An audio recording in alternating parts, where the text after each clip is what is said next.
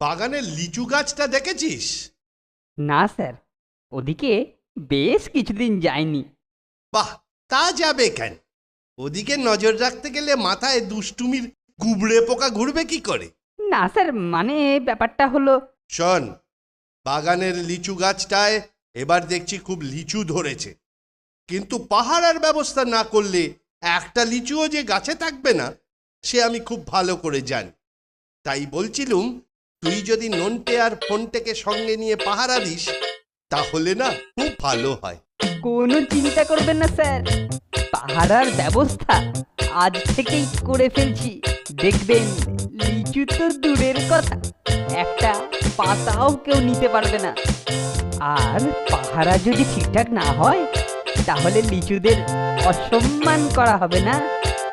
আমি থাকতে সেটা তো হতে দিতে পারি না স্যার।